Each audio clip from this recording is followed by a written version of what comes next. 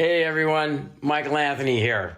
Van Halen, Chickenfoot, Sammy in the Circle. But anyway, you're listening to the only podcast that is dedicated to breaking down the entire Van Halen catalog one track at a time. And the podcast will rock. Ow! Hello, baby!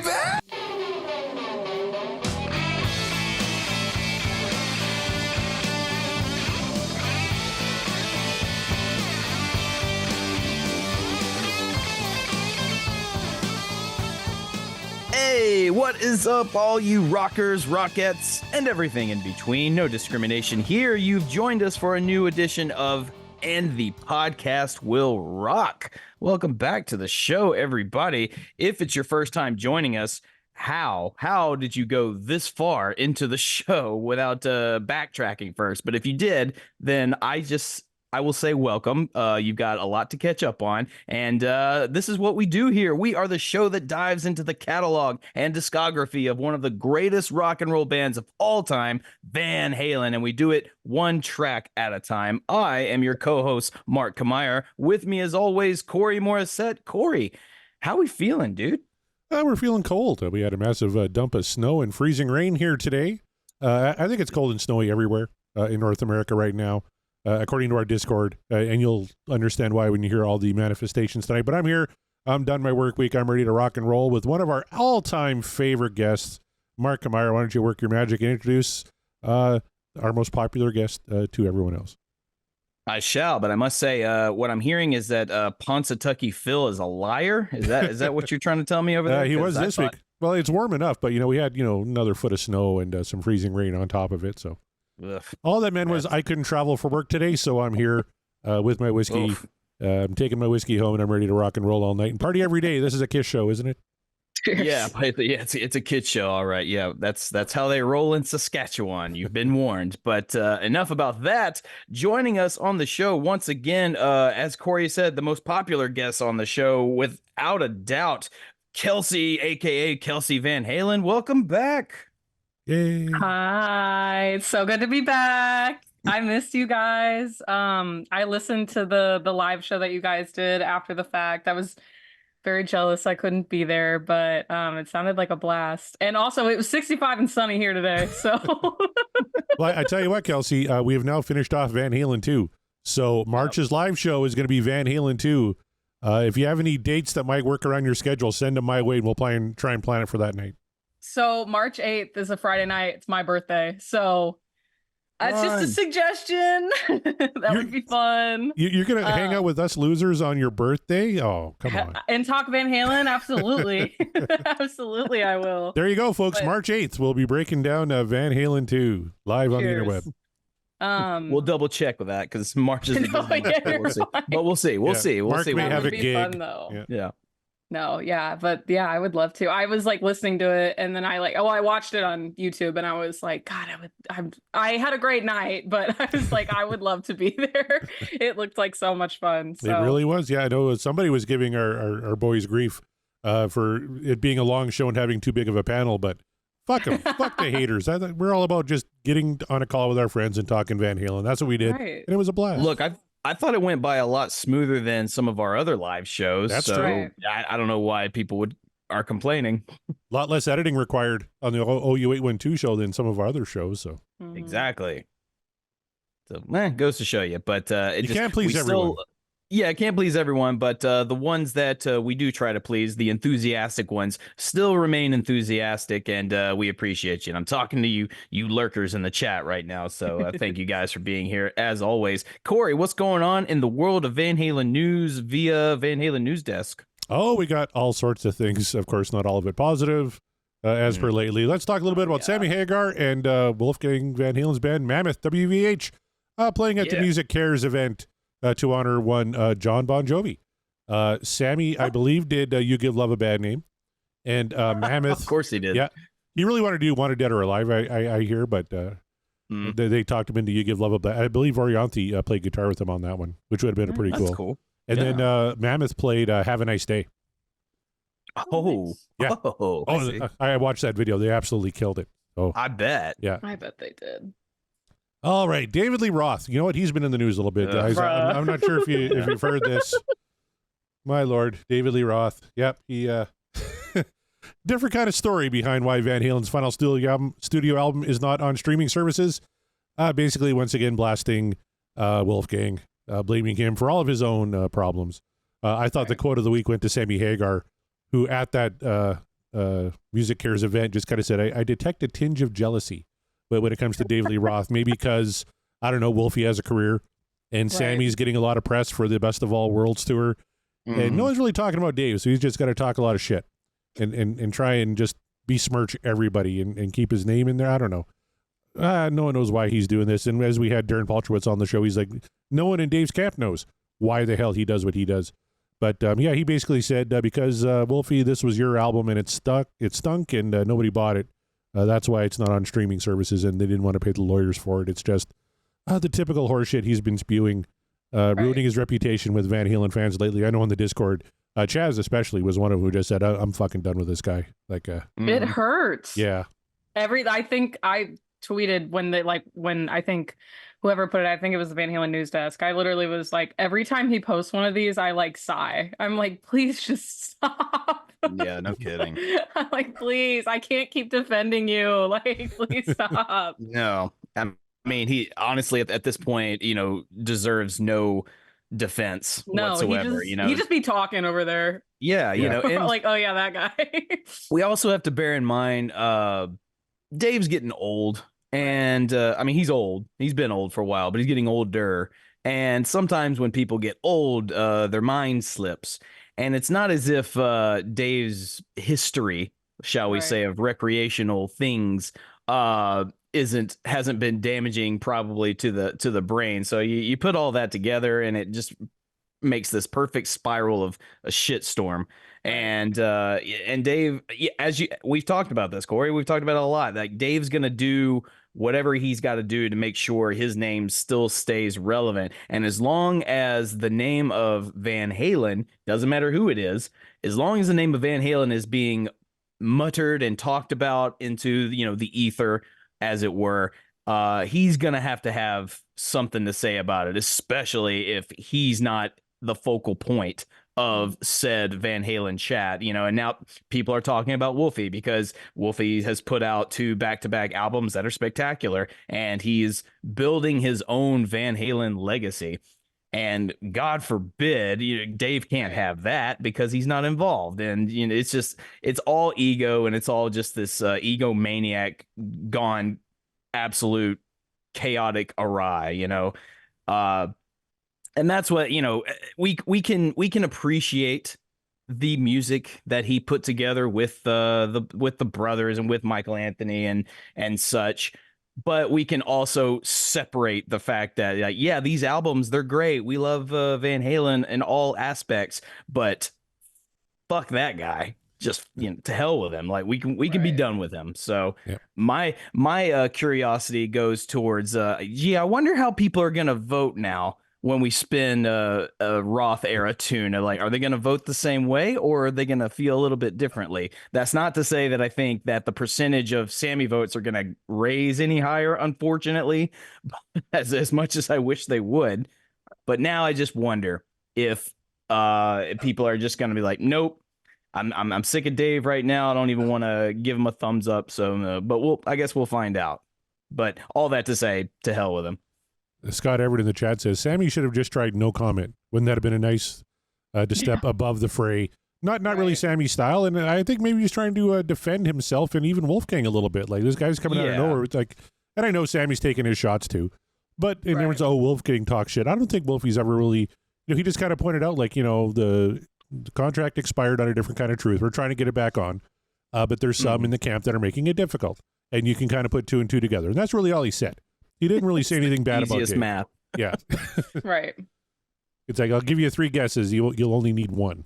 Who's holding up? You really only need 1. And I mean, if you feel very strongly about a different kind of truth, then this might upset you. Me, I'm indifferent on the album. So it's just like, fine. You don't want to have it streaming. It doesn't bother me. The only thing it bothers is the fact that whatever percentage of royalties Wolfie would get and Alex they won't be getting from that album. So like, well, that's a shame. But at the same time, Dave won't be getting it either. So Right. I like the record. I would like to hear She's the Woman again, but other than that, I mean, like there's a few songs on there that I used to really like to listen to, but Right. I mean, like, I don't know, every Roth era pre 2000 was pretty good, so I'll listen to that for now. You know what I mean? I'll continue to do what I've been doing, but I would like to hear that song again. Chaz in the chat, DLR equals ain't got that stuff no more. So I'm pretty sure he's off the Dave bandwagon. Yeah. He keeps proving he don't got it because he keeps releasing songs of himself singing, and it's like, stop it. With his 92,000 pot bill he wanted to boast about. Yep, exactly. Yeah. He's $92,000 pot bill. Jeez. He's become the Bobby Fischer of rock. There's a take from Scott Monroe. I feel that's like Snoop Dogg levels of. Well, I remember pot bill. I watched, I think it was, I don't listen to Joe Rogan, but I listened to the Joe Rogan episode that he was on. And one of the breaks that they had when they came before David come back, Joe Rogan was literally like, damn, that's some good pot. I was like, damn, that's crazy. I was like, thought that was hilarious. Well, kudos on the high class pot that's I guess endorsed by Joe Rogan. But at the same time, it was like, cool. But that does not diminish the fact that you are evidently a very shitty person, Dave. So, you know, well, Godspeed, I guess. I'm kind of in the same boat as Kevin Brown, who says DLR being a knobber right now isn't going to change my voting. Not going to let him affect my love of these songs. That's kind of where I'm at too. Yeah, if he wants to be a that's dickhead, why I say sure. like this is an example of like we at least in the terms of this show and of Van Halen listening, I guess you gotta separate the man. I won't even say the artist from the art. I'll say the man from the band. Yeah. Let's do that. Scott Everett says Wolf doesn't need any protecting. He's got it. Sammy is part of the problem. And maybe you can make the case maybe Sammy's talking a little too much. But, you know, he has his own differences with Dave. That tour that did not go well. So, I don't know. I can kind of see where Sammy's coming from. As far as I'm concerned, Sammy can say or not say all that he wants at this point. Because especially, like, if Dave's going to, you know, come after him, like, would it be nobler for Sammy to just kind of go, I don't care. I don't listen to it. Yeah, maybe. But at the same time, it's just kind of go, okay, it's Dave. So like, I'm gonna say just this one thing, and then you know, hopefully that'll be the end of it. It probably won't, but you know, I don't know. You can get provoked only so often before you finally have to retaliate. True that. All right, let's get off the Dave Lee Roth stuff. There's only a couple more articles here on the Van Halen news desk. Of course, making sense of the Van Halen's year-long internal conflict. That just links you to a section from Darren Paltrowitz's podcast. He had a guest on, and they were talking a little bit about, you know, Van Halen's history and how they're one of the most dysfunctional rock bands in history. So you can check that out. And then Rick Beato celebrates Eddie Van Halen with guest guitarist. A really cool little video where they're breaking down some EVH on his YouTube channel. They play a little Ice Cream Man, play a little Eruption. There's the clip of it there. You can catch that, and of course, much, much more on the Van Halen News Desk, www.vhnd.com. Right on. Good stuff. Well, then, talk about unprepared. I am supposed to go to the poll, and it's not pulled up. But it's gonna. I got it. It's all good. I was just, I got so distracted by that story and heated that I was like, I didn't even remember to pull it up, but it's fine. So. Last week, you guys, we discussed Somebody Get Me a Doctor, and thus ending our run with Van Halen 2. That's another album that's done. It's in the books. So now all we got to do is do a live show and rank it and talk about it. That's going to be loads of fun. So naturally, this being old school Van Halen, let's say, because, you know, Van Halen 2, you can kind of guess where the voting is going to go based on previous history. And sure enough, here we go. We got a 95.4% vote of What Dreams Are Made Of for Somebody Get Me a Doctor versus a 4.6 Dream Is Over.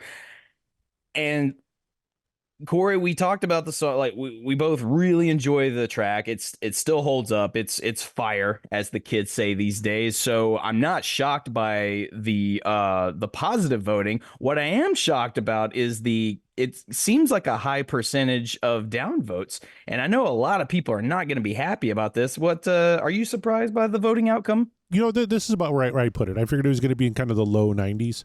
95 is pretty good. Actually, I was looking for a while there. It was over 96, and I thought, oh, this might have a shot of being, maybe top 5. So I was trying to encourage friends to create burner Twitter accounts and vote positive, because it's one of my favorite Van Halen songs. But as it stands, it finishes 7th right now on our rankings. Somebody Get Me a Doctor, right below Unchained, and right above I'll Wait. So pretty good company. It's actually the lowest 95 we have for I'll Wait was 94.7, but it might end up top 10 when we're all said and done, which I think is a pretty good place for somebody to Get Me a Doctor. Yeah. So, Kelsey, I'll throw it to you because you're right at the top there. Your tweet under the poll was if you see one down vote, it's on site. And we got over 300 votes and 4.6 people said nah. So what do you say to those 4.6 people?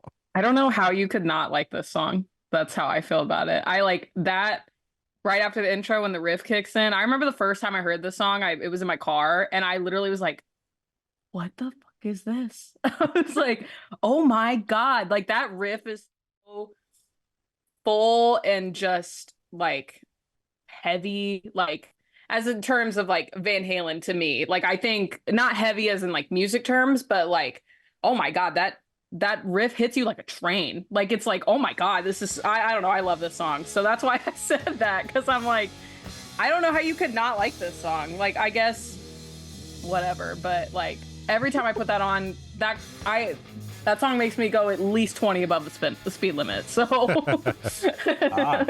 so it's a hazard. This song is a hazard. Yeah, but I don't know. I love this song, and I think if I'm introducing someone to Van Halen, that's one of the first songs I'm going to put on, because it's just so like, it's so raw and hard, and it's fire, and it's a banger. It's everything Van Halen is. I could not agree more. Yeah, that's how I feel. I'm like, it's raw, authentic Van Halen to me. Like, it's just a riff, some banging drums, and some screaming vocals. Like, I think it's so good. Yep. So that's how I feel about it, and it is on site. So Jeff Brewer in the comments says it should be way above I'll Wait, and I 100% agree. It should be well above I Wait. I love I'll Wait, but agree. Same. Like, I really, really like that song a lot, but Somebody Give Me a Doctor, just as you say, it's a banger. So it's let's find out what people are saying about it. I doubt we'll probably get a negative tweet, but you never know. So with the tweets under the poll, and as you guys know, we read out loud on the show tweets from people that are on the Patreon. So if you want your tweets guaranteed read on the show, join the Patreon. It's easy. We'll find a tier for you. If there's something that you wish we had that we don't, we'll figure it out. Otherwise, join the Discord as well. That's where the conversations really take place. So you can be like Heath McCoy here, friend of the show. Heath McCoy. He says, this is classic Van Halen at their most primal and combustible. Eddie, Alex, and Michael are on fucking fire. Roth is howling like a wild, drunken Pasadena Tarzan, as per the song's plot. The harmonies are incredible. Eddie's solo's jaw-dropping. Does it get any better? I mean, with that review, I don't know. I don't know that it gets any better than that. Right. So we know how he feels about this. Way to go. Let's see. Oh, he says it. Never mind. All right, Kevin Brown. Oh, Kevin, who's is he not in the chat? Oh, Kevin, Mike Kevin. Yeah, he says in the chat, this is a definitive Van Halen song. Every single part of what makes the first era great is amped up to 10. And Somebody Get Me a Doctor. Yeah. He also said without being an insufferable gatekeeper, I don't get how you could possibly be a Van Halen fan and not like this song. It's a top 5 Van Halen track for me. Tone, groove, riff, howls, harmonies, balls, sweat, fire, attitude. Yes, he said balls. Who gives a shit about the lyrics? Just listen to it. Well, see, there you go. There's a fine example of a Van Halen song that we can all enjoy, and we don't have to analyze the lyrics. I wish you guys would give Sammy a pass more often with those, with that set of rules, but we'll talk about that later. It's fine. Rava Flav says, tonight's show was a truly enjoyable one. He's talking about last week. Great spin and a great guest, but unexpected circumstances have me. He's not really. Oh wait, here he goes. How dare you disparage the full bug fucking swinger? I like the full bug. Yeah, compared to this, really, I think is kind of what we're getting at. Yeah, there we go. Oh, I see what he did here. So he has more, like a lot to say. So let me find his first tweet here. It's all over the place. I don't know why Twitter did this, because Twitter sucks. Where you at? Okay, it's fine.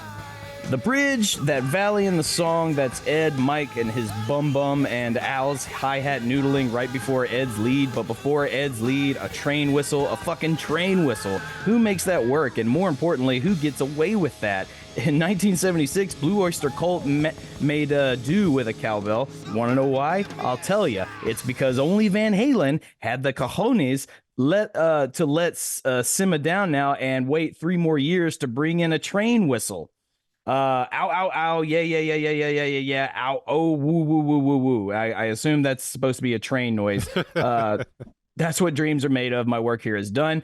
I'm going to assume Rava Flav was very drunk when he tweeted these out, because some of it's nonsensical, but I kind of understand what he's going for there.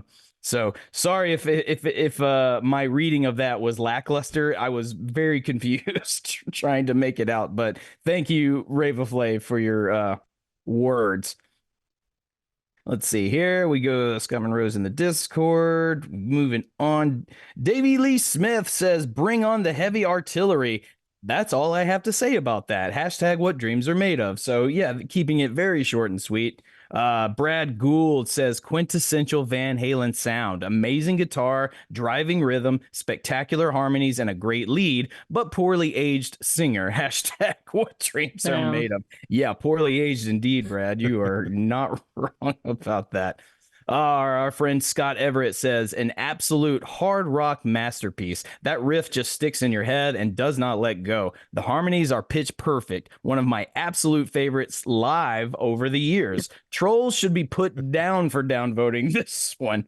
Ooh, he's speaking of euthanasia. It's crazy. That's what we do here. Greg Zito says, love this track. I think it should have been the first single for Van Halen 2.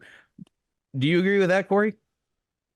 I got no problem with that. Yeah, I love Somebody Get Me. I said it was maybe top 5 all time for me, Van Halen. So I would agree. It's going to be hard not to rank this number 1 when I do the Van Halen 2 rankings sometime in March 8th. We're hoping a certain somebody's birthday. I can't think of a better way to celebrate a birthday than exactly talk about Van Halen 2, my favorite Van Halen record. So.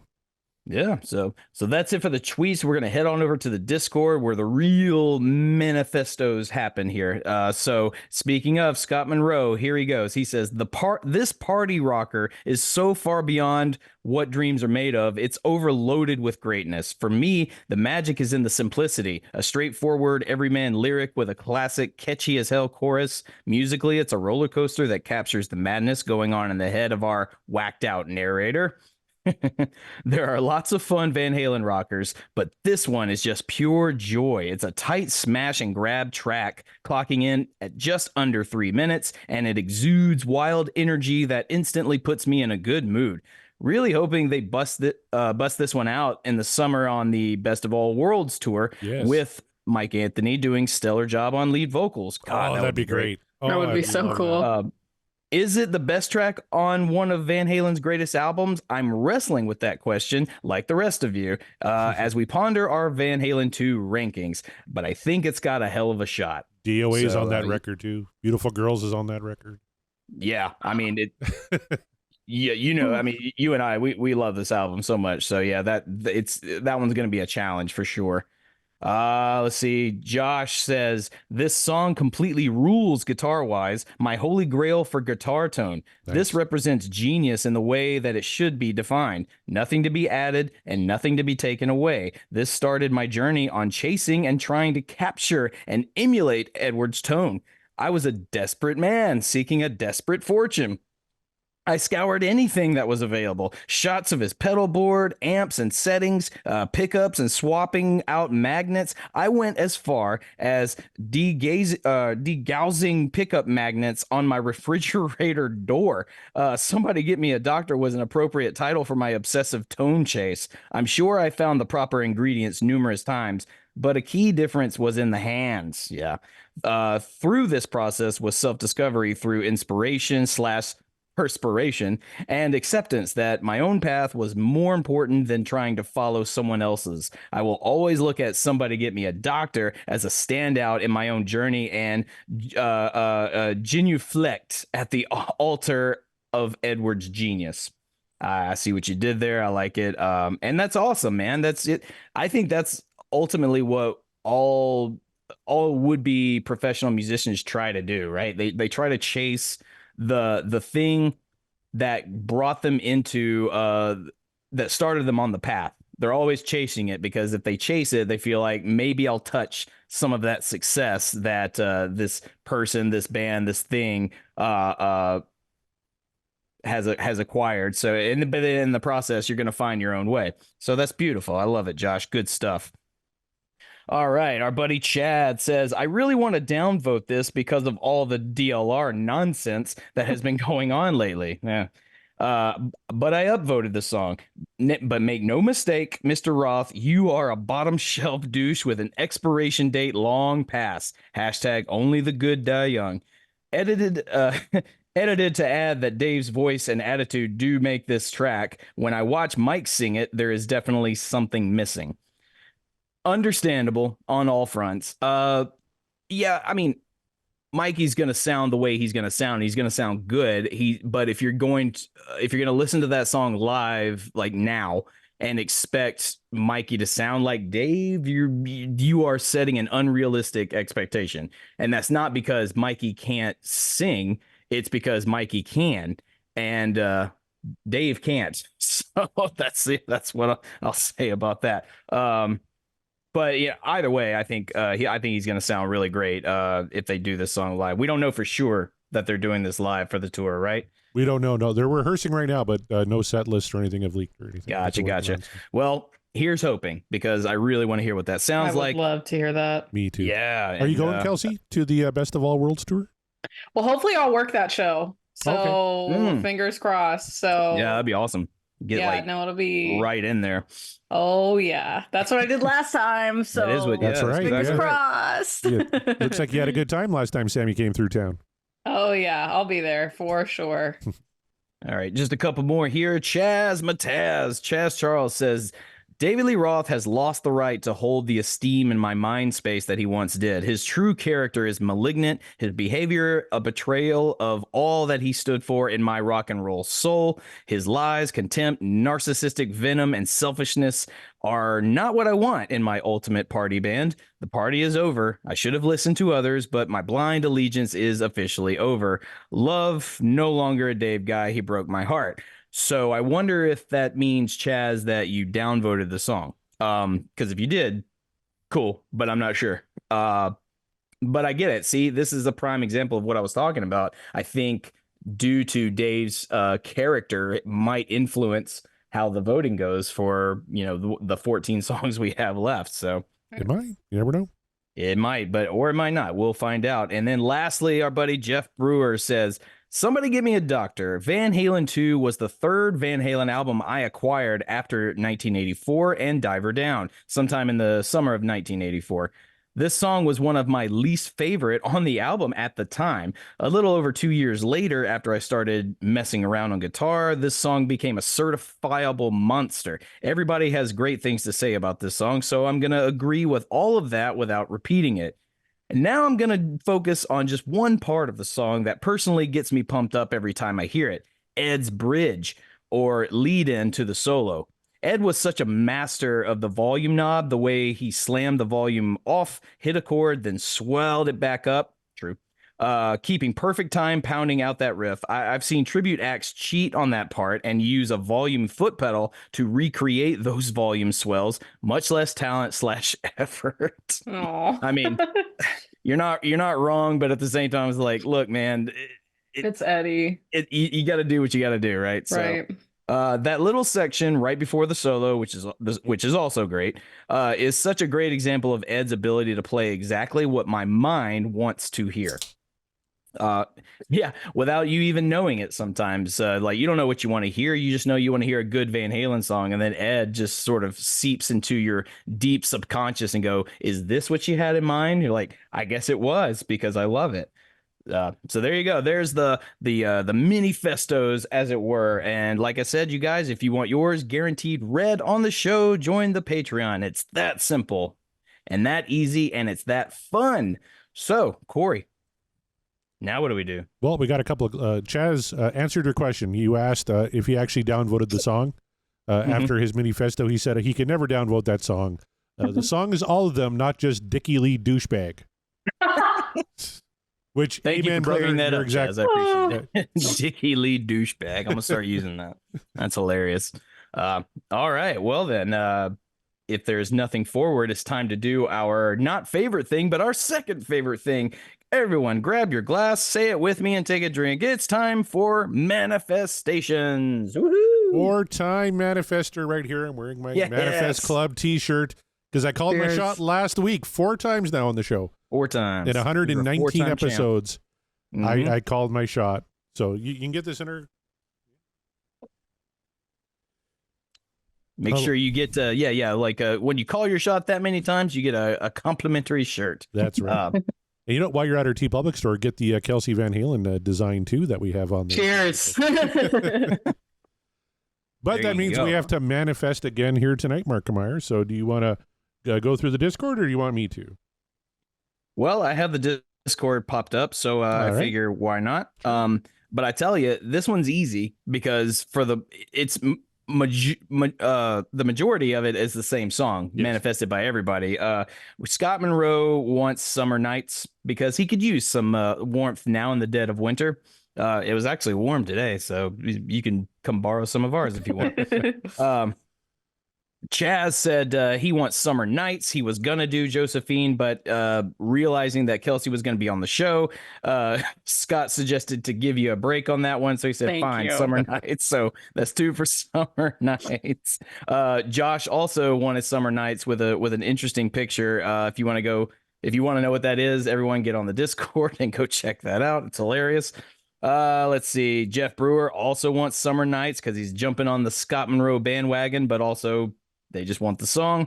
And let's see. Tom Armbruster is he says, focus, people. Don't make me have to sum up everybody's request again. No need. I'm on top of it, Tom. But Tom is manifesting Amsterdam. So, and then also new to the podcast, our buddy Brett at Dissect That Film. Thank you and welcome. He says, wham, bam, give me Amsterdam. And of course, our friend Kevin Brown is also manifesting Amsterdam. So it's a fight. It's a fight between Summer Nights and Amsterdam. And just to add one more, there is one other vote to manifest Amsterdam by I see her in this the one. corner. There This she one over is. here. Hey. Hello. Christy has joined us on the show once again after all this time. So with her being here, I mean, like, I feel like the wheel gods have to throw us a bone, right? There's only so many songs we can spin. So in light of that, I too am going to say Amsterdam. All right. Kelsey, what song do you want to hear tonight? Are you going to manifest one of those two, or are you going off the board here? We got 14 songs left on the wheel. I love Summer Nights. Would love that's a great one. But the one I'm looking at, I would love to hear Little Dreamer. That would be super sick. Or The Dream Is Over. That's one of my favorites too. So Oh, and that would finish off the Fuck album too if we got The Dream Is Over tonight. Oh, damn. Yep. So we're in the home stretch now. yeah. I guess it's just me left. All the manifestations are great. I would be happy with any one of them, but because of all the trash that was thrown towards a different kind of truth this week from the guy who was the fucking lead singer on that record, I'm in the mood for a little different kind of truth. Give me Bullethead tonight. That's what I'm hoping we spin here tonight. Oh, Bullethead. I heard an oh no, come on. Oh my god. It could have been the trouble with Oh, Atomic Punk is on here too. I didn't see Atomic that. Punk? Yeah, it's That'd be a great still one. hanging tough. Yeah, it's that and Jamie's Crying. We almost did Jamie's Crying, but because of me, it's still on the wheel. So Yeah, Little I don't Dreamer too apologize for it. still there. So. Yeah. Yep. All right. Well, then I think all the manifestations are set. How many lurkers we got in the chat? Oh, last time I looked, we had 8. So if we count the 3 of us, that's 11. Let's count Christy too. That's 12.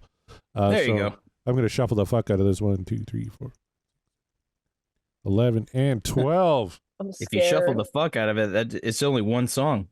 It's only one song left in the fuck album. You are I'm correct. scared. All right, here we go. Here we go.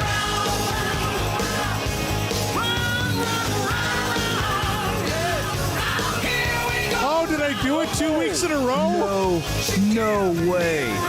Oh my Bullethead. Ladies and gentlemen, Corey 2 weeks has in a row. become, That's 5. in the words of Booker T, 5 time. 5 time, 5 time, 5 time. 5 time, 5 time. Oh, my champ. goodness. Look at that. Called his shot 5 times. Oh, sorry, Christy. Bullethead it is. Oh, everybody's going to be Unreal. mad at me now. I should have thought this through. I mean, I think either way, it was Bullethead was in the cards for us, unfortunately tonight. But I mean, but look at you with your now you got to get a new shirt. That's 5. Oh, geez. Yeah, I told you. Damn you, Morissette. Rigged. God. Rigged. Yeah, everyone's like rigged. It's rigged. They all saw me shuffle.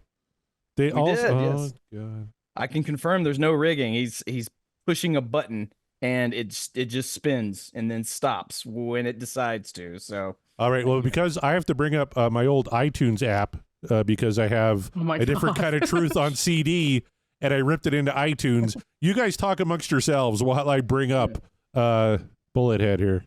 here's one of the issues with the lack of streaming of this particular album is Right. because now we have to do things analog style or close to it, and that's just inconvenient. It's inconvenient is what it is, and in podcasting world, inconvenience is a major disturbance. And that's when things just happen, and sometimes things don't go your way when you're dealing with that sort of thing.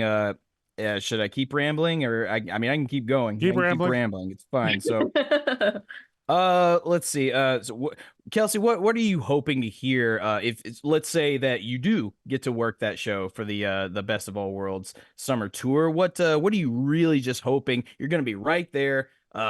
Possibly, likely, right backstage. You're going to hear the music in full force. What are you hoping to just absolutely got to hear? Well, I don't know. I mean, like, I'm trying to remember the songs that I heard last time. Oh, I would love, this is probably not going to happen, but I would love to hear Love Walks In. That's one of my favorite songs.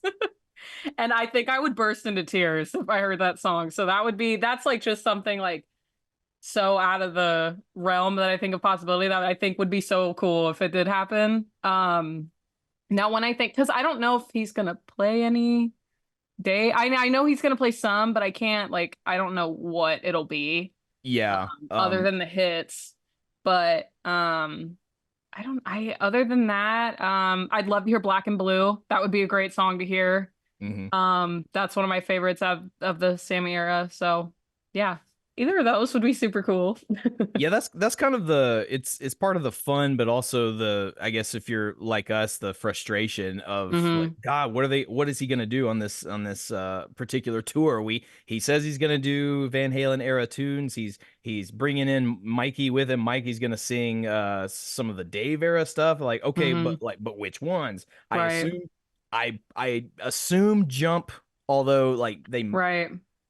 It also kind of wouldn't shock me if they decided not to do Jump just because it's just so huge of a song, but I don't know, they might. But but I don't know. Other than that, I mean, there's a whole list of songs that I would like to hear Mikey do of the Mhm. Dave era, and then there goes with Sammy. I can predict maybe 3 songs that I'm quite sure he will do on this tour, but then that just leaves so many others kind of just on the table of maybe, could be. We might do it. We might do these songs during these dates. We might interchange them and Right. do these songs, and so the people that work at setlist.fm have got their work cut out for them, I'm sure, Mhm. because especially if they decide to sort of interchange tracks, but time will tell. Yeah. They played Ain't Talking About Love, and Mikey sang it when I saw them last. Oh wow. Okay. But that's the other thing. It's like, who knows? I know they'll do. I could see them doing "You Really Got Me." I know they've played, like, Sure. when back in the day they played that, but I don't know. It'd be really cool to hear some Dave stuff, because it's like, at this point I don't know if I'll ever see Dave, so it's like, you'll be like, I already paid a few hundred to go see him before and it didn't happen, so Oh. like, you know what I mean? So Yeah, for me, I don't even want to see Dave. that's how, I mean, like, anymore. that's the other Yeah. thing, is like, I would go just to do it, you know what I Mhm. mean? Just for me, because I never got to see Van Halen, so like, I would go to do it, but like, I don't know if I would do what I did last time, or was supposed to do last time, is like Sure. fly and go see him, but Yeah. Understandable. especially after all this. Mhm. Yeah, he's like pretty much solidified that a lot of fans are done with him. It's like really heartbreaking. Like, it Yeah. makes me Yeah. so sad. It's sad, but it's just like it's pathetic in a way, Mhm. because like you Like, just dude, shut up. yeah, you're just coming across as just a bitter bastard, and Mhm. that's not a good look for you, And I'm like, It's what are not you doing yelling at Eddie's kid? Like, what? Like, dude, Right. stop. Yeah. Like, he was what? In his I mean, I don't know if was he a legal adult when they toured? I can't remember. But I'm pretty sure at least he became one at the he very had to least, I be think. like But so young. And I'm like, pretty what are sure you he was at doing, least dog? 18. Talking about a kid. Like, Yeah, I just how old are you? because This fucking exactly, kid. because he's David Lee Roth. He just Well, What I a tell you what, going to the chat, no one's real happy with me. But Chaz says some of Ed's best guitar work is on A Different Kind of Truth. Fuck Dave for keeping it from everyone. I know. I love this. I love the production on this album. It's Oh, it's really great. good. Absolutely. Tom is mad. He says, Corey, you're supposed to use this power for good. My apologies. Jeff says, so who is it that actually runs the wheel? Is it the guy who keeps calling his shots? He's calling shenanigans, but I assure Damn, that's you. crazy. Oh man, we're losing them, Corey. We're losing them. You all saw me shuffle the wheel. You all saw me hit the button. Come on. I'm still on your camp. It's just Yeah, allegedly. Yeah. Josh says hat trick plus 2. Well, if I get one more, that'd be a hat trick plus 2, because a hat trick is 3. So if I get another one, yeah, that'll be 6. the next show, if you call your shot again, I mean, and the thing is, it's gonna get easier, like the more the songs keep dwindling out. But I mean, yeah, if you do twice in a row, like I might have to be like, try again. There's only 14 songs. It was easy. Kevin It's Brown true. says, Mark, Yeah. tell us a joke. One about turtles and an unfortunate turn of events with a faulty umbrella. That's how you fill. Okay, there was a turtle who had a faulty umbrella, and then the turtle got wet. End of Damn. joke. That's crazy. Mhm. Like, I don't know what joke that they're wanting me to tell there. I don't know. Hey, guess There what? you go. The sexiest man in podcasting's on my side. He says, I'm fine with it. Someone has to have your back. Thank you, Scott Haskin. Yeah. I got one ally in the chat. Scott Monroe says, does Best of All Worlds imply we're getting a Gary song? I'd be okay without you. What if on one of the dates, Gary makes a surprise appearance? That'd be all right. Damn. He that'd be invited wild. everyone. Yeah. That'd be very Why not? cool. Hint, hint, Nashville. Hint, hint. Anyway. So he was 16 originally, and then he was 20 or 21 during A Different Kind of Truth. So when they did the first reunion tour, he was a minor, and then became Still, of age. like, what are you doing yelling at a 21-year-old? I know. You know what I mean? Like, I don't know. It just like, Dave's become that old boomer that's like yelling at the sky for, like, get off my lawn. Get off my lawn. when it makes me think, like, what would like there's no use in speculating because obviously, but like I wonder like if Eddie was even like if Eddie was alive, would he be doing this? But like you know what I mean? Like what would that be like? Just back and forth on Twitter. I don't think he would. Well, I say this like I know remotely what goes on in the head of David Lee Roth. I don't. I don't think anybody does. Right. But I would like to think that he wouldn't be so brazen as to go after Wolfie with Eddie still around because that's how I feel. I'm like, because I feel like Eddie would just go like to Dave's house and punch him in the mouth. Drive a tank up. Drive the tank. Yes, the tank. Yeah. He's like, you know, I got a tank, right? Shut the hell up about my kid. Like, I got a turret on this Hummer. Keep speaking. Like, keep talking, Dave. Keep talking. Oh my gosh. All right. Do you guys want to hear a little Bullethead? I guess. Not really. Okay. I'm glad everyone is so excited. I'm excited anyway. We're going all the way back to 2012. This is the album that David Lee Roth said everybody hated, and it was a real crash and burn for Wolfie. Even though Wolfie just wanted to record something with his dad and wanted to get Van Halen back together, which is not a bad thing. No. DLR, whatever the fuck you say. And wasn't most of this like OG Van Halen? Like a lot of it was. Yeah, that's like they had written these songs back in the day, including this song. This song traces all the way back to 1977. There you go, OG Van Halen. There you go. So let's go back to all the way to 1977 in the club days and a little Bullethead.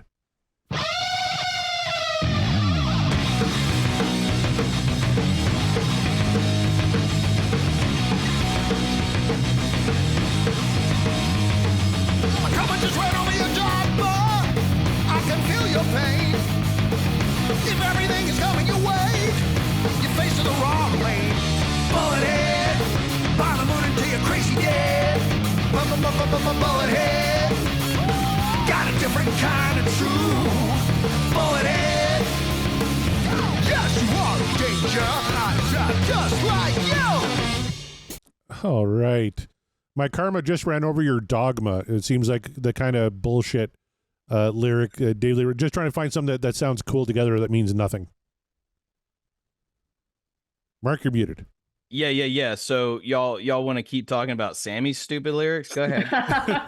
Go ahead. Bullethead, bomb the moon until you're crazy dead. There you go. I think if they recorded this like back in the day, it would have sounded like really good. But I don't know. It's just like, you know, it's good. I love the rhythm, and I love the way that the drums line up with Eddie's guitar, and like I said, I love the production on this album.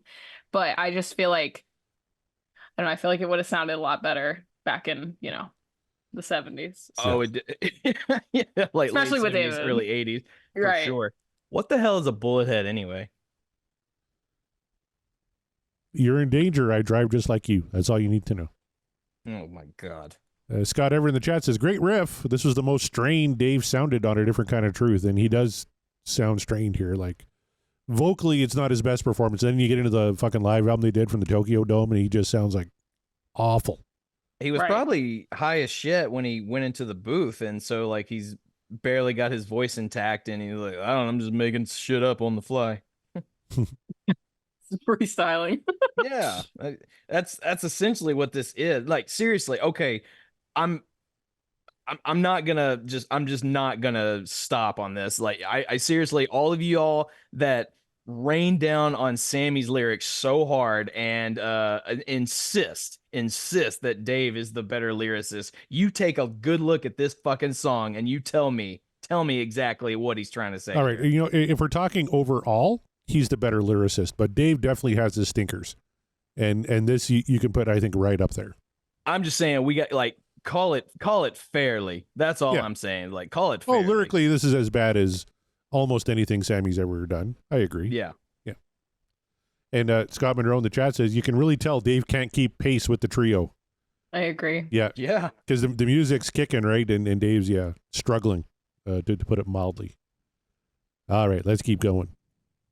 How many roads must a man walk down before he admits he's lost? And do you really, really drive this way just to piss me off? Boldly going nowhere, trouble busting through. Yeah, I'm rolling slowly, but I'm ahead of you. Bullethead, by the moon until you're crazy dead. Bullethead, got a different kind of truth. Bullethead, yes, you are a danger. I drive just like you. All right, before we get into it, Kevin Brown agrees with Mark. These are lazy phoned-in lyrics. But Chaz says, more importantly, it's about driving in L.A. If you've done it, you know. I've never driven in L.A., so I can't comment on that. I've been a passenger in L.A., so, I mean, fine. I'll give you that one.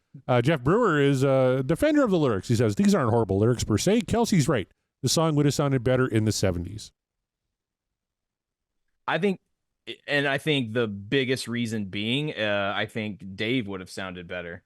He is definitely the force that is holding this song back from being like a real banger for sure. At least to me, he is. So yeah, it's no. This is off to a very rough start for me, as I'm just gonna tell you now. Each line is a bumper sticker. Yeah, Well, line I is a like bumper that's sticker. the other thing is like I think David like could have totally pulled this off. Like this song would have sounded like I don't know, his voice back then, I feel like could have totally pulled this off and like it sounded really good. You know what I mean? But I think just the way that he sounds, because like obviously he's older and like I feel the same way about like Axl Rose. Like there's a lot of you know what I mean? Like there's songs that they put out where I'm like, damn, you really could have pulled this off back then. And it's not a bad song. It's just like it would have flowed a lot easier. And also it wouldn't have been so striking with the kind of voice that he had back then. So I understand. The bumper sticker. Well, he says he's not making this up. Chaz, are you saying that every single line in the song came from a bumper sticker? Well, I'm a loving the horn, baby. Well, I'm a bullet head. Come on, baby. Well, I'm a bullet head. That's on a bumper sticker? I mean, it does. There are some of these lines that do feel like Dave just swiped it from a bumper sticker. Potentially, yeah. Yeah. Some days you're the dog. Some days you're the hydrant. If everything's going your way, you're facing the wrong lane. Like, Yeah. Sure. All right, let's keep On going. the moon until you're crazy dead, because what the hell does that mean? Exactly. Well, I'm a lover the horn, baby. Well, I'm a bullet head. Come on, baby. Well, I'm a bullet head. Hurt me.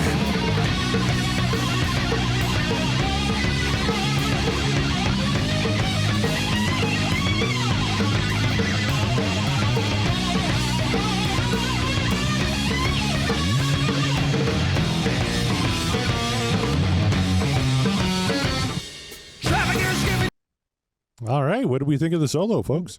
Well, the solo was fire. Yeah, the solo went off. Like Tom called it. He's like, it's up to the solo to save it. It's like, well, if you're gonna pick a solo to save a song, that's definitely the one you use. Because Jesus, I mean, not just Eddie though, but like Alex is doing his thing too. What I will say though, right before the solo, Dave does this. Eddie does this amazing dive bomb squeal that you all know I'm such a huge fan of, and I love when Eddie Van Halen does it. However, it's ruined by Dave's stupid vocals because he is dragging this song so hard. This is like a quick tempo, fast paced song, and he is just dragging it, and that's not good. That's not a good thing at all. But the solos, it's awesome. So I was going to counter that. Go ahead. I actually really like his low register in this, like, and like, granted, I'm partial because like, I guess back in the day, I think David is very sexy. And so like hearing that low, like the way that he talks, I'm like, that's the Dave that I know. That's the Dave that I like. And hearing that low, like those words, I thought that was like, I was like, okay, this is actually, I can get down with this. But I understand like with this rhythm and this song, like, it doesn't necessarily fit, but I was like, okay, I thought that sounded pretty good compared to the screaming that he's doing, or like the way that he's straining his voice on the rest of the song. So I don't know, but like, I understand like seeing it, and then the solo comes right after it. So it's like, you know, and the solo, I always say like, I think every time I've been on the show, I've said that Eddie does so well, like crafting a perfect solo for the song. And I think this was a beautiful example of it. Like, it just sounds so good, and his tone and everything. And like like I said, the production on this album is great. I think it sounds so full. And yeah, I love that solo. I don't think there's an Eddie solo that I don't like. So That's fair. That's a fair assessment. I kind of side with Kelsey. Not that I find David Lee Roth sexy, especially now. Do you find him hey, it's sexy okay. now? But when he goes that low register, you kind of forget the fact that he can't sing anymore, because he kind of sounded like old Dave. So I'm he's got that like swag. Yeah, he's got that attitude. Like, you don't go to David Lee Roth for vocal chops. He's not Paul Rogers. He's certainly not Sammy Hagar. But in terms of pure like sex appeal and attitude, that's David Lee Roth. That's why he's one of the best frontmen in rock. He may be a fucking dickhead, but he's still one of the best frontmen in rock. So I dug that section. I really dug the solo too. I thought Eddie's tone is fantastic. I'm curious. I've never heard the 77 version of this. I don't know if it's floating out there on a bootleg or anything. If he did anything to the solo from way back then to what he did in 2012. But I thought it was really, really good.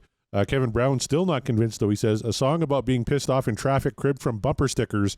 This guy can write. Could he not be bothered, or just out of ideas? I imagine it probably he could not be bothered. Would probably be the more likely scenario. Yeah, that's probably he couldn't be bothered. Like, I'm sure he had ideas, but yeah, this feels like I can't be bothered, so I'm gonna check out the bumper stickers out in traffic in L.A. Yeah, Jeff Brewer says, Kevin, it still demonstrates more wit than straight up onto her lunch pail, which of course one of Sammy's worst lyrics of all fucking time. Which sure, but. Is it though? Like, at this point, like, I don't know, man. Like, this one is having a very difficult time standing up against it. I don't know. My thing is like with like one of my favorite songs, Drop Dead Legs, great song, and then Dave just yells giant butt in the middle of one of the verses, and I'm like, damn, dude, like, that's crazy. Like, we were doing so well. Yeah. And I don't like I said, I love Dave, and like I truly think, actually, I don't know. I honestly don't know who I would consider the better lyricist. I think they both have their pros and cons, I guess. But that's what I always think about. Like, I'm like, what a crazy line to just throw into such a great song.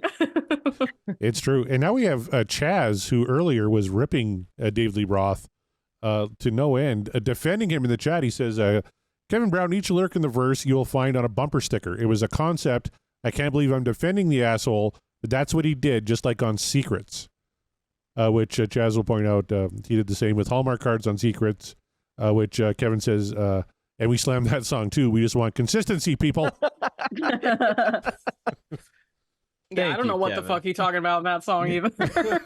I played that song today with the windows down. I was like, but I'll sing every single word. I'll tell you that. Still don't know what it means. All right, let's keep going. In your trouble, I can feel your pain. No light at the end of the tunnel due to budget constraints.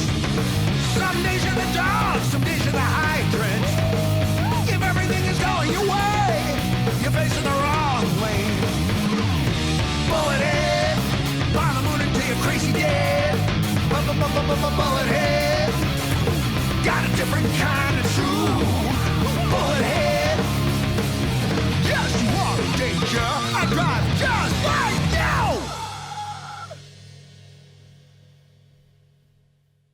All right, well, that's an ending. It's just like, yep, there it is. Final thoughts before we go into the voting. It was a song. It was in key. I don't know. We're interesting to see how the vote shakes out on this one. Really interested on the poll too. I will say before I vote, I think it's safe to say probably not the strongest effort from A Different Kind of Truth. I know we were big fans of She's the Woman. Chinatown was another good one. Out of Space was decent. Stay Frosty, Beats Working. Like there's some good stuff on here. I manifested it because it took a lot of shit this week, and I don't think the album deserves a lot of shit. I still enjoy it, but there's a couple of stickers on that. So we're gonna see how this one pans out. So we're gonna go to Kelsey first because everyone loves Kelsey, and I know I could tell she's a little conflicted how she's gonna vote on this one, but Kelsey, is this what dreams are made of, or is the dream over?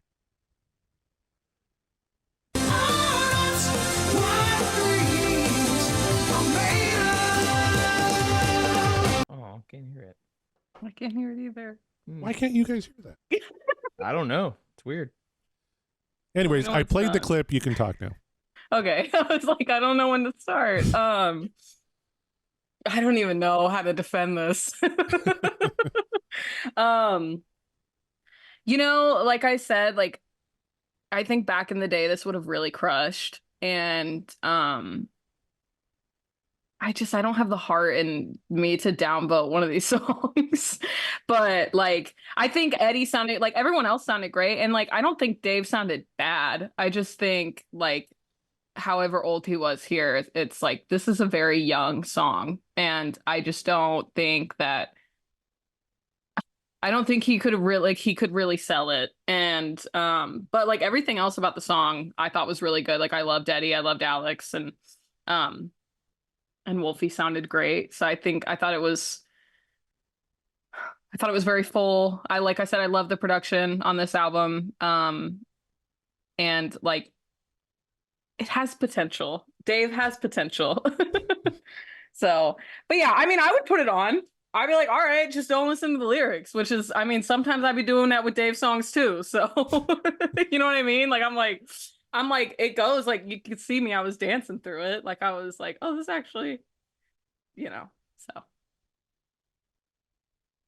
Well, there you go. A semi-reluctant, but not so reluctant thumbs up on Kelsey's part. But I still don't think she was fully happy with it. But it's fine. Like, It's not the best Van Halen yeah, song I've you heard. you said your piece, and that's there it is. So now we move on to you, Mr. 5-time call your shot. This one is because of you. Yes, So I guess what I have to ask after listening to it, after analyzing it, and seeing different perspectives on it, does Bullethead still hold up for you? Is it in fact what dreams are made of, or is the dream over?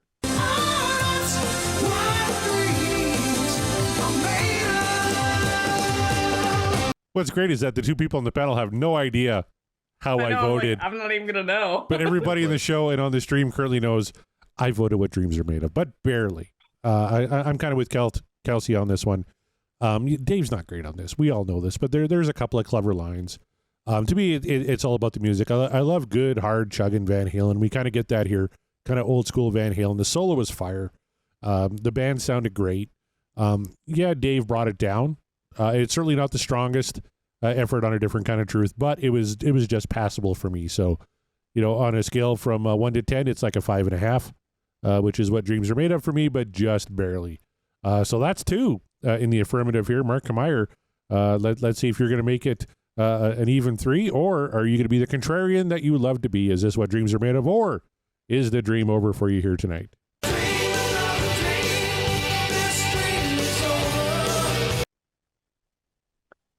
Yeah, no, that's a hard sell. That's look, it's happened before where we've listened to a not so great Van Halen track and the solo has saved it. And I really, really like, Tom called it earlier. He's like, I think the solo's got to be the thing to save it. And I thought it was going to, because I'm not going to say a bad word about that section of the song because it's pretty fantastic. The problem is it's too fantastic for this song. And the only reason is because I hate to, say it, but it's the truth. Like, the weakest link in this song is Dave. And I think these lyrics are really damn stupid. I think not only that, though, more than that, his singing, his vocal melodies aren't they're not good. Like, and I know Dave's not a super melodic singer, and that's not what you pay the ticket for. No, you go to see the charisma and hear his voice, yeah, with the things that he likes to do and that he's good at.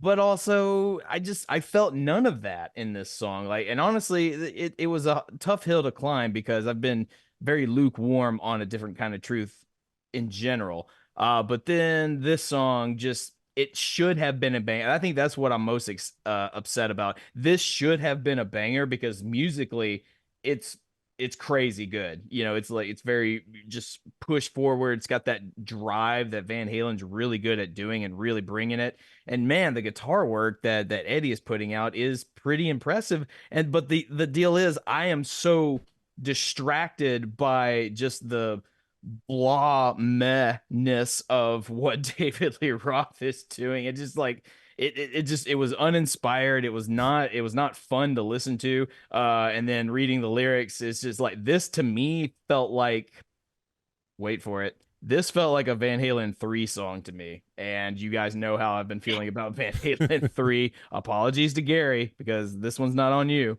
But yeah, that was the vibe it gave me, because there are many tracks on Van Halen 3, I can admit this, that musically sound pretty good, but then, you know, are brought down by one thing or the other, usually because of, unfortunately, Gary's performance and his lyrics. Like, again, apologies to Gary, but it's the truth. And this song gave me those types of vibes, and I was not into it. I would like to tell you that the influence of current events aren't influencing the vote, whatever. I would like to tell you that. I like to believe that, but it's not helping. It's not helping it at whatsoever. This is just a classic example of, hey, you know, maybe you're not the hype you think you are, and here's a big shining example, this track right here.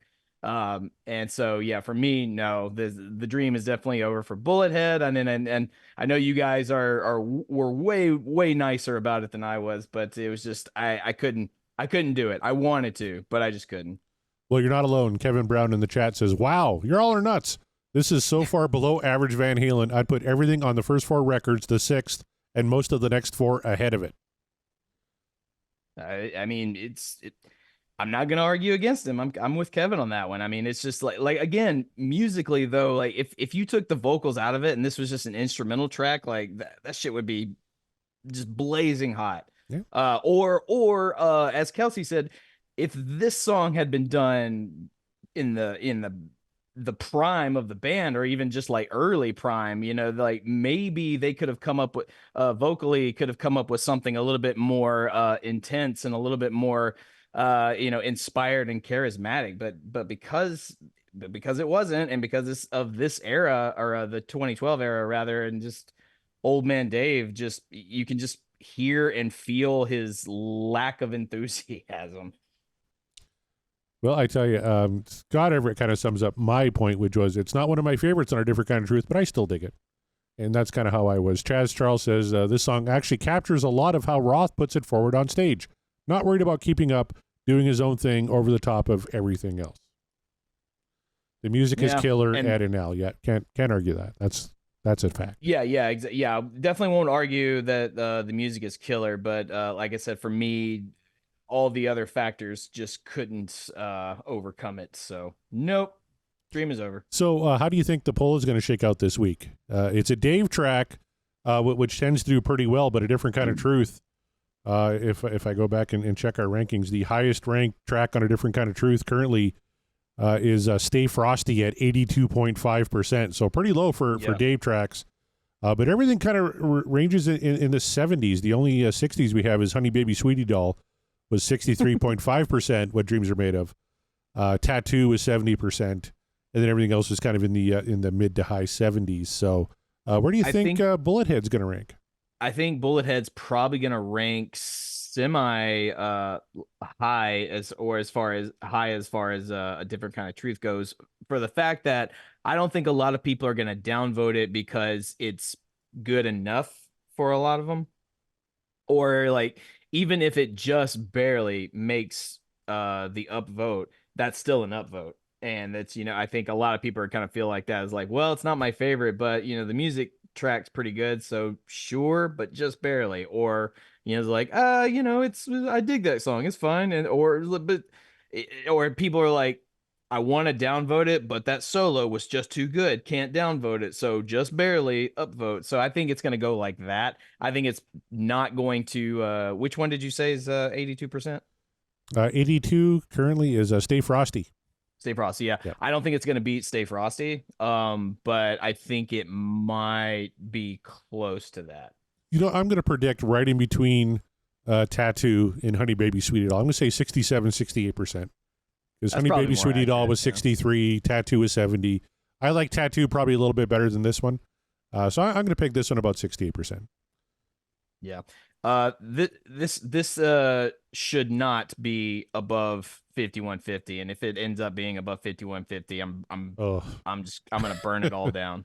I saw Burning that. it I all was down, like, Corey. do we really not like 5150? I was like, damn. Based on the voting, yeah, like I don't understand. I have no clue how 5150 is as low as it is. It makes no sense to me. Currently, 5150 is ranked 35th in our rankings. It was 86% What Dreams Are Made Of, 13% The Dream Is Over. Right above the full bug. For a Sammy Always track, I guess that's low. voted pretty high, but I mean that's still, in my opinion, insulting. But I mean, it's definitely not one of my favorite Sammy songs, but I don't think it's a bad song. And somebody, I made a mistake. As Is actually beat Stay Frosty. As Is number As one. Is, Yeah, okay. 89%. Oh Thank my you very God, I much. haven't heard that song in forever. Yeah, Jeff Brewer. Good thing he's on the chat every week to keep my ass in line, because I'd just be fucking up left and right. So. That's why we have you guys here, man. That's right. You're here to make sure we stay on track, and that is why we appreciate you. Yeah, I don't know. I don't know if it'll be I could see it being above Tattoo, maybe. Yeah, like in the I agree with 70s? Scott, 75%, Yeah. maybe. I don't know. I could see it above Tattoo, even though I don't think it should be, but I could see it being. I could see it too. I think because it's more like it's faster. Yeah. So I don't know, but I don't know. How is As Is the number one song on that record? Like over the She's the Woman? Like She's the Woman. That's is how I third. feel. Yeah. Don't know. You know, look. You're also asking a question to the same crowd as that voted Little Guitars as the number one Van Halen song right now, which baffles the hell out of me. It's a good song, don't get me wrong, but it's The best number Van one. Halen song we've covered. Yeah. Yeah, it's like I don't Damn. understand that at all. But That's wild. sure, yeah, it is Over wild. Yeah, Panama. I was just thinking about, that's crazy. Panama's 24th, and that's maybe my favorite all-time Van Halen song. It's 24th. I think Panama is constantly in my top 5 songs. Listen, it jumps around, but every year it's because it's like one of those songs I'm like, I could be crying my eyes out and that song comes on and I'm like, you know what? But So what's your number one, Kelsey? Putting you on the spot here. What would you say is your number one? well, you know what's funny is when I went to that Van Halen tribute, I was talking to one of the guys about that, and I was like, if I had to pick one, it would be Dirty Movies. I love nice. that song. Everything about that song, like I could like one of my friends, she said, and not because it has anything to do with me, but she's like, if I were to hear that song, I would like think of you. Like that whole just gives your whole vibe. Like that's the song that would play. And I was like, thank you so much. Because I think it encapsulates like the groove and like the sexiness and Eddie's talent and Dave's charisma. And I think it like that. I'm like, I could never go wrong with that song. But so if I had to pick one, that would be it. And I think I said Summer Nights for Sammy's era if I had to pick one. Or Black and Blue, but if I had to pick one. Well, you'll be happy to know Dirty Movies currently ranks 61st on our fan poll of the songs we've covered. It got an 81% What Dreams Are Made Of. Damn. It's groovy as hell. And you know what? It's just below She's the Woman, which Damn. Jeff Brewer says She's the Woman blows compared to As Is. You know, I would be interested to see what the male to female ratio of your audience is. Me too. Just out of curiosity. Considering the one female I know listens to the show is you. So, yeah, that's what I was gonna say. Well, I was gonna say like there's Janice, our patron, yeah. There's Janice Risco. Yeah, she's a patron. and Kelsey, and then like sometimes Christy. Cheers. So that's 3. Holding it down. Yeah. So we got 3. So yeah, the ratio is not in your favor, Kelsey. Right. But that's what I was saying. I was like, because that song is just, I don't know. I'll die on that hill with that song with fair warning. So There you are. Play a little So there Dirty it Movies had. tonight, Mark. You might get lucky. What's that? Play a little Dirty Movies tonight. You might get lucky. Oh, Dirty Movies. You hear that? no, you got to put on Amsterdam. Yeah, that's true. Yeah, I can't. We haven't spun it yet. We haven't That's spun it. like- Right. That's my Van Halen rule while we're on this journey. So, but pretty soon I'll be able to just throw on whatever I want. But until that time, are we? I'm waiting to. Well, wait. I don't think I can hear it because the technical difficulties. But I can hear it though. And so yes, okay. I am playing the Price is Right playing it? music. Okay. It's time to play. How many times has Van Halen performed? What did we play tonight? Bullethead. How many times did Van Halen perform? The one you manifested. Bullethead. I almost said She's the Woman. It's been a long fucking night. Yeah. All right, so Mark and Kelsey, time to lock your votes in. How many times do you think Van Halen performed Bullethead? Let's go with Mark Kmeyer first. How many times do you think they played this song live? I'm just gonna assume they played it just one time live. That's my vote. Just one time? Yep, just one. All right, Kelsey, what do you think? I'm gonna say like 7 times. 7 whole times? Well, I tell you what, one of you got it exactly right. Bam! And his name is Mark Kmeyer. That's all there is to They it. played it once, according to setlist.fm. Yeah. So I'm you reading looked it up. I'm sure you did. I'm literally looking at the screen that you pulled up. You're correct. Allegedly. December 31st, 1977 at the Whiskey A Go-Go. They played Bullethead between Down in Flames, which is an early version of the song that became Tattoo, and Bullethead. So there you go. Interesting stuff. There you go. Hey, look, I won. I'm counting it as a win. I don't Hey. care. It's like it's your fault that you had it pulled up on the screen, not mine. So, boom. You're not supposed to be able to see Damn, this I didn't part of even the screen. cheat. I could have cheated. I was about to tell you, like, Kelsey, just look up and take a guess. Just Oh, look. man. Everything is going wrong here tonight. Let's just wrap this fucking thing up. It's all good. So, it's it's the chaotic energy of that Christy's bringing over here. Like you can't even like see her or hear her, but she's there, just bringing on that chaotic That's energy over here. But enough of the chaos energy because that's it for the show. That's it for this episode. And Kelsey, you've joined us once again after all this time. You are highly manifested for everyone else of like, hey, your next guest, like bring back Kelsey, bring back Kelsey. I think there's one guy who listens to us just to check to see if you're on the show. Like, because it's like a constant with this person. It's like, bring back Kelsey. Like, calm the hell down. She was on last week. I was like, whatever. So I'll be on as often as I can. You got fans out there. So Hell yeah. Tell the people what you got going on, where they can find you. My Twitter is Kelsey Van Halen. My Instagram is Kelsey Van Halen. You know, I'm hanging around. Like I said, my Twitter is basically me tweeting pictures of Eddie and shitting on my hockey team. That's pretty much it. But yeah, I love being here. It's so much fun, and hopefully I'll be around for the live show because I was heartbroken when I watched the last one. I was like, that looks like so much fun.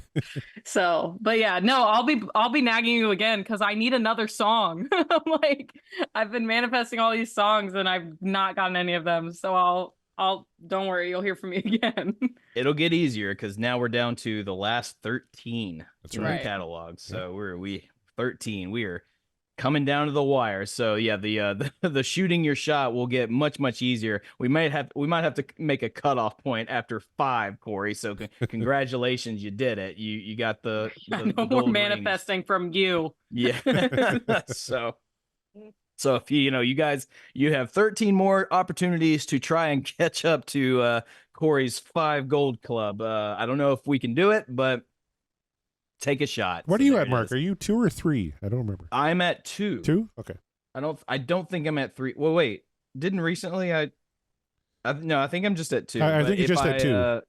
I'll ask the chat. I'll ask the guys and lurkers, like, how many times have I called my shot and nailed it? Is it 2 times? I think that's my max. You know what? But That may be a question on Van Halen Trivia Night, which is coming up live yeah. February 17th. Kelsey, if you're around, you're invited to participate in Van Halen Trivia. Oh my god, that would be fun. There's even a Yeah, prize. Show these boys up. The winner is getting a 100% Van Halen expert T-shirt, courtesy of Mark and myself. So if you're around, that's Is it Saturday night. At night? It's at night, yeah.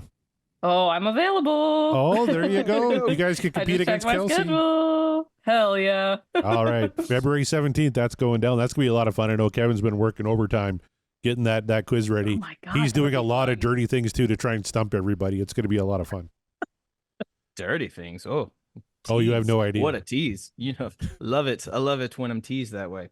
So, sorry, I just got myself distracted. Anywho, so there you go. Corey, we have a website, podcastwillrock.com.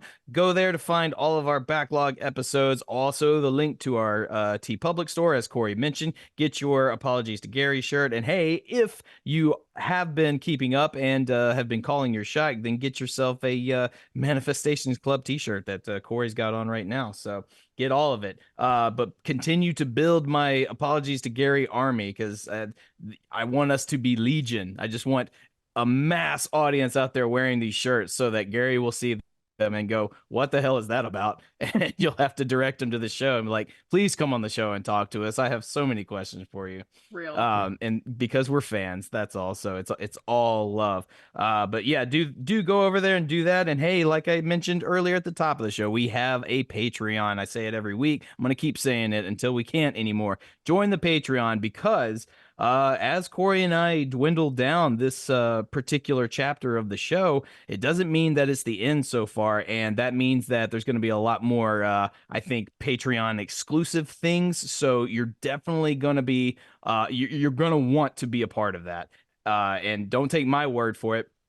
Ask any of our audience members that are part of the Patreon. You'll get a Discord link. You'll get involved in the chat. And believe me, that's where all the awesome conversations are happening. So join the Patreon, get in the Discord, have a chat, and have fun. It's just all fun in there. You know why? Because Corey and myself, we're not rock historians, and we're not experts on Van Halen, and we never claim to be. We are just simple, humble fans rediscovering this band that we already enjoyed, and we're enjoying it more and more, even when we get pissed off at certain members. It doesn't matter. We're here to celebrate the music that was made, not what is happening. So it's an important distinction. So there you go. As I forgot to release the Patreon list. I got to thank you guys for being part of this journey. Go ahead and do that then. Yeah, of course.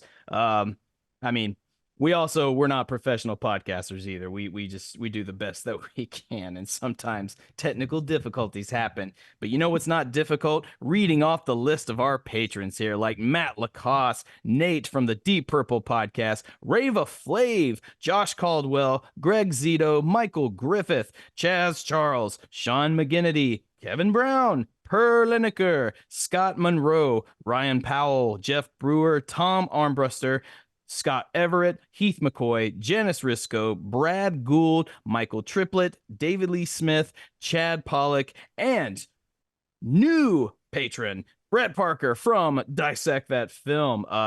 Great podcast and great Twitter follows. So thank you all so much for staying with us on this journey, man, and helping us keep the lights on and giving us lots of ideas and lots of things to think about as we progress into this new venture. We're not there yet. We still have, as I said, 14 more songs left on the wheel, but those 14 songs will come and go pretty quick.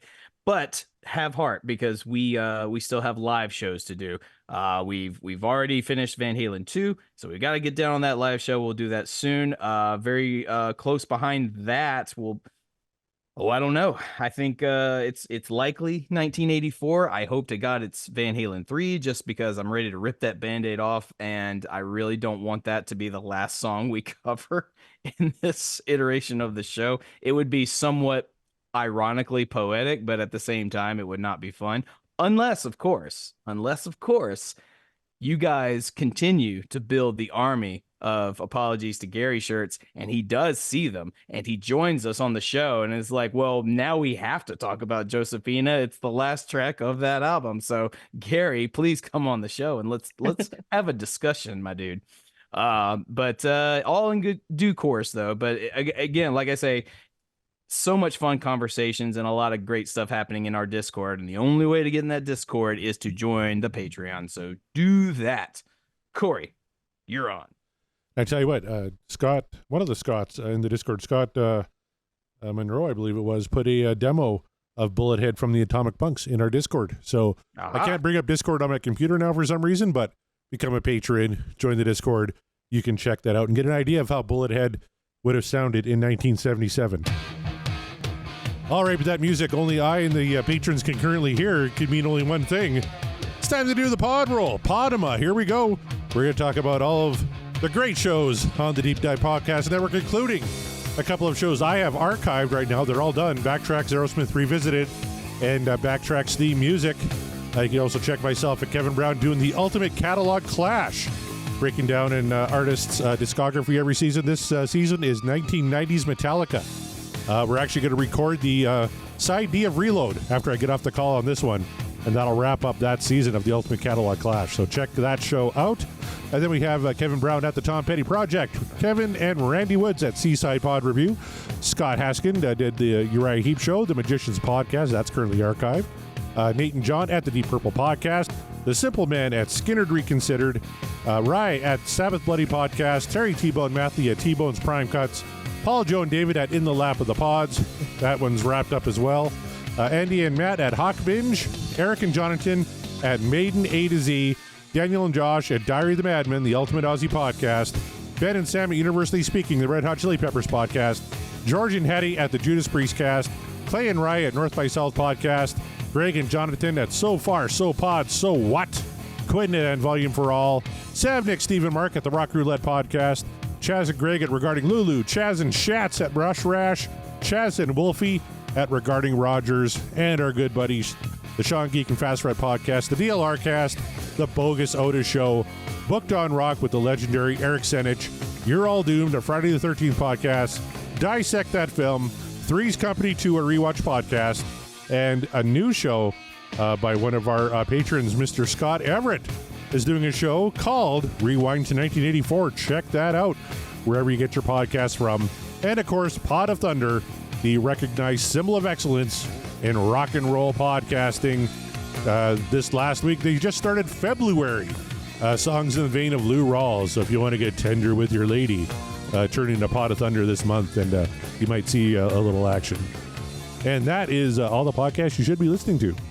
That is so much to choose from, you guys. You'll never be wanting for a rock or music-related podcast ever again. That's how we do it here at the Deep Dive Network. It's great. It's all fun, and it's incestuous because we're all like on each other's shows, and like everyone crosses the streams all the time. But that just means that we've formed a camaraderie in this network, and it's all thanks to you guys checking this out, man, and just like having the same sort of like-minded feelings that we have for these bands, including Van Halen, which is why Corey and I are doing this show, and we thank you all for being part of it. We hope that you stick around for the next 14 weeks at the least, but we'll have more stuff along the pipeline. So until that time, on behalf of Kelsey, Corey, and myself, we are, and the podcast will rock, and we will rock you later.